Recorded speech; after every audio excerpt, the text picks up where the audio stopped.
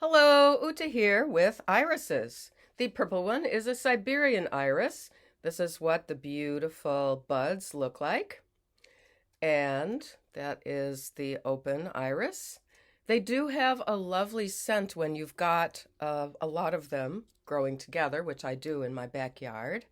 And this is a traditional garden iris with the sort of brownish red falls, and I forget what this top part is called, of yellow. And you'll notice all the buds coming from the stem. So um, you'll probably lose those buds opening if you cut them as a cut flower. Now, for your information, here is that weed called cow parsley, and it has these kind of broad leaves. That's how you can tell the difference between uh, these white flowers and the white flowers of Queen Anne's lace, which has feathery leaves. Both of them are from Europe.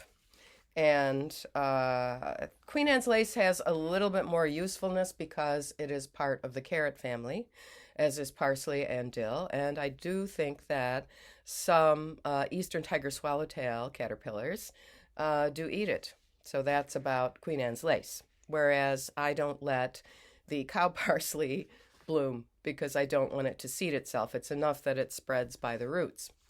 So this is a little article I found about another trans widow, the first one that I know of who wrote a memoir. And she has inspired me. Her name is Christine Benvenuto. The title of the book is Sex Change, and it has a subtitle, which is in this article by Steve Farrer. This was some local Massachusetts paper. Now, I'm having a problem with background noise, but I tried starting over once already, and something is going on with helicopter training, and I'm under the flight path. So please try to put that out of your mind as you're listening and watching. So, several years ago, Valley Writer, I think they're called the Pioneer Valley over in Massachusetts. Anyway, Valley writer Christine Benvenuto and her husband of more than 20 years went through a bitter divorce. Their children were heartbroken, and Benvenuto was devastated. But the sad story had an unusual twist. The marriage dissolved not because her husband left to be with another woman. He had begun the process to become one. From growing his hair on his head out, to ingesting female hormones. For 2 years, I watched my husband die, she said. Benvenuto, who lives in Shutesbury, I think she's since moved, so I'm not, and this is a public article. She wrote under her own name, very brave woman. Who was in Shutesbury, eventually came to terms with the circumstances, of course, but there was a divorce. She gradually confided in friends, came to better understand her ex's situation, and met another man. And now she has detailed the experience in the book Sex Changes, a memoir of marriage, gender, and moving on, recently published by St. Martin's Press. I think this was in 2012. And the response that I'll read about here to her book and what happened to her when she did some book signings and things, that has really probably put off a lot of publishers from putting our stories out. And that is their discrimination of us, and it is their silencing of us. And I feel that if our stories had gotten out earlier, that there would just be more awareness of cross-sex ideation as a growing social contagion. And we would perhaps not be going through the same kind of cataclysms we are now with the male bodies dominating in women's and girls' sports, and boycotts of big companies that kind of went too far with their advertising. The book takes the reader through grief, anger, bewilderment, self-recrimination, as well as some dark humor, as Benvenuto confronts the end of her marriage and the steady disappearance of the man she fell in love with as a college student. She becomes a single mother to 3 active children and finds herself worn to a frazzle. She was also disturbed by what she calls an anti-feminist element among some people, primarily women, whose attitude appeared to be, we're going to support your husband. You're the wife, and you've got to shut up and back him up and sacrifice. And if your kids aren't on board with this, get them on board. So this is really what most of us trans widows experience from sort of Joe Schmo, the general public. As one woman said to her, look, he's a transsexual. Whatever he does is what he needs to do. Benvenuto would eventually leave the Jewish community of Amherst Synagogue, which she and her family had attended for years because she felt she wasn't getting support from some members. Ultimately, it was too hard to be there, she said. Her grief was compounded by shyness and reticence. It took her months to tell friends that her marriage was on the rocks, and months more to say why it was failing. Her own upbringing, Benvenuto adds, made it painful to see her ex-husband feminizing himself, and she was horrified to discover that he was playing dress-up games with her older daughter, who was then 9. This is so classic. This is gathering narcissistic fuel by this person from the children and using the daughter as a prop. As she writes, it is inescapable. For me, there is something slightly creepy and more than slightly sad about a man in women's clothes. These admittedly terrible feelings, she notes, mark her as hopelessly retrograde, hopelessly, viscerally outside the pale of political correctness. That said, Benvenuto notes that she was told her ex-husband wishes she could have been more supportive of his change. It would have involved letting go of the marriage much more quickly and saying, we're on separate paths, but I can be supportive of you on your path. Well, what if that path is erasing you? Benvenuto, whose previous book is Shiksa, about the experiences of Gentile women married to Jewish men. It's kind of interesting that I have that in common with her. I don't know if she converted, but I did convert to Judaism with conservative, observant rabbis. She added that she hopes her new book is read more as a story about divorce and midlife crisis and how a lot of things happen, but you pick yourself up and go on. The specifics of my story are a little unusual, but the theme is more universal. I clung to stasis like a fraying lifeline, kicking and screaming as it slipped through my fingers, she writes in her book. But against my will, and finally because of it, my life changed, and changed me with it. Yet today, Benvenuto, who declines to give her age, says she has softened, even though her children's relationships with, I'm going to edit here, he calls him their other parent. He is their father. The children's relationships with their father are still evolving.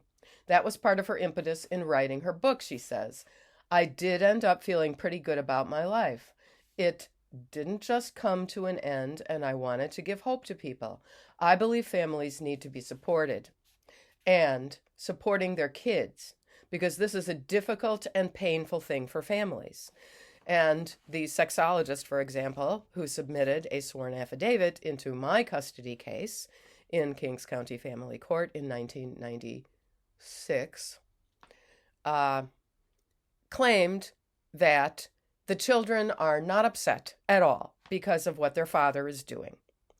And she claimed that he was not saying, you may not call me dad. That is untrue. He was doing that. And my 5-year-old walked around asking kind of random adult men, um, if he could call them dad. It was quite sad. Uh, it's not going to be a good outcome, she says, to tell your kids that everything's going to be fine. Benvenuto, a freelance writer and editor who has written fiction and feature articles for various publications over the years, does not identify her ex-husband in her memoir, referring to him by the fictitious name of Tracy.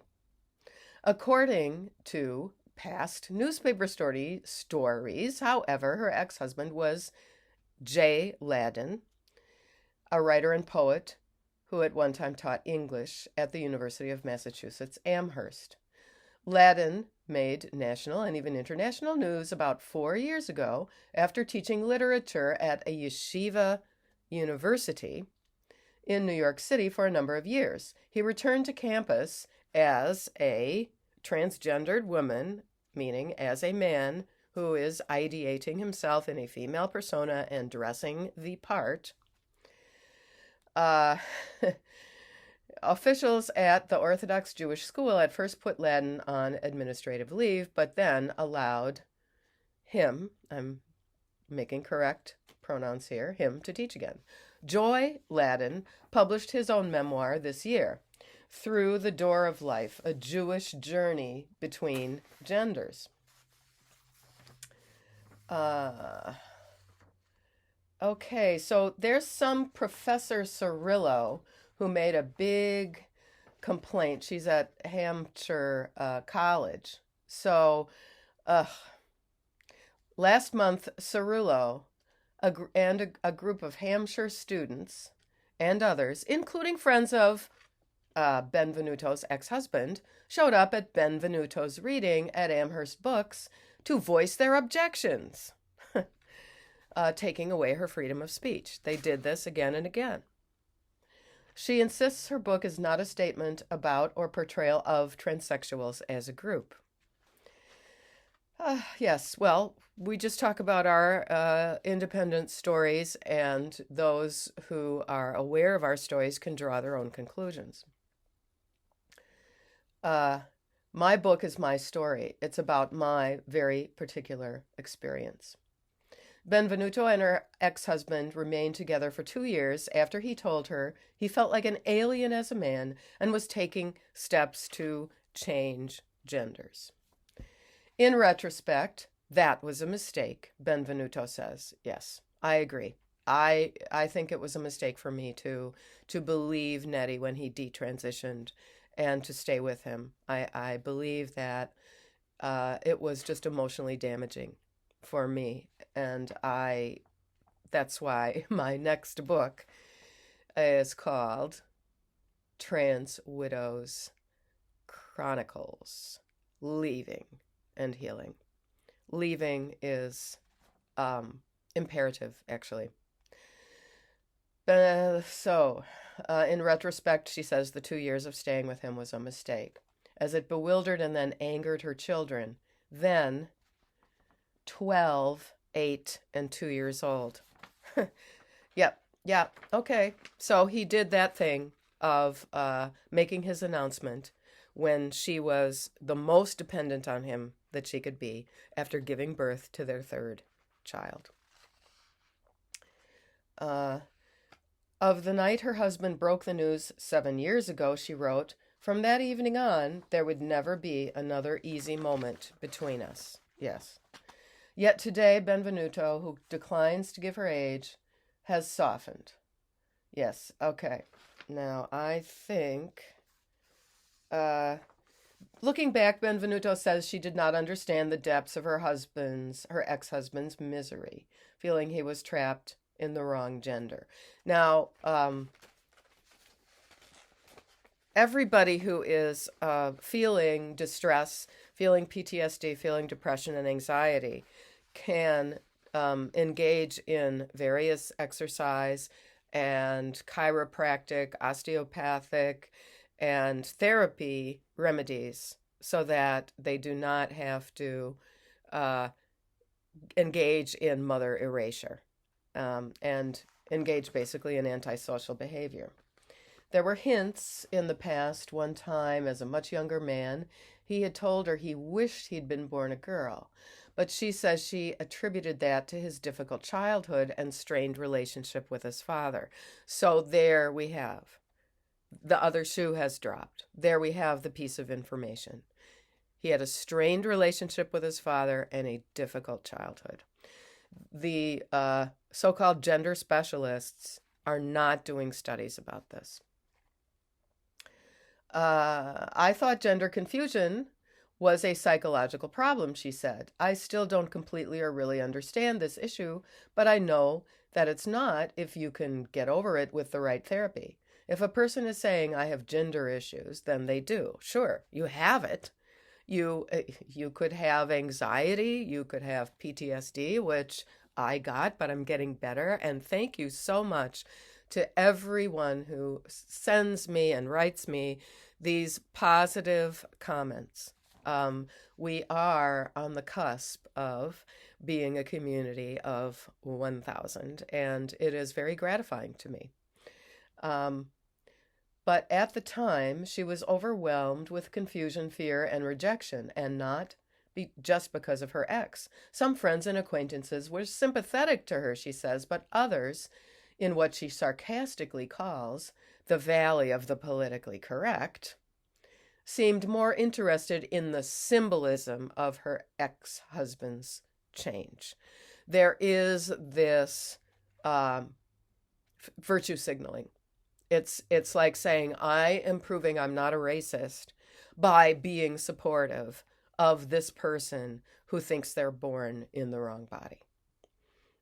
Those things are completely different, but the force teaming of cross-sex ideation with terrible discrimination histories of minorities is what they do. That's what they do. I do think there was a strong element of, we have to embrace this, we have to celebrate this, and we can't stop and say, wow, this is really hard for you. This is really hard for your kids, Benvenuto said. I would be waylaid at a grocery store or on the street or at school events with the most intimate questions. She added, sometimes it was people who maybe wouldn't have spoken to me before, but would say, how exciting this is. Has your husband had surgery yet? Have you had sex with him the old way for the last time? Oh, okay. Yep. My children were grief-stricken, angry, and baffled by the double blow of losing their happy family and the strange transformation of the father they loved. Now, Ladin has openly said, as many do, oh, maybe I could have done this a little bit differently and had a little more consideration for those who were closest to me. That is often, if you ask me, the beginning of detransition, because it is actually focusing on someone other than you. So that is the book, Sex Change by Christine Benvenuto. Oh, I just found, yeah, okay. Yes. Now, enjoying the irises. Oops, there.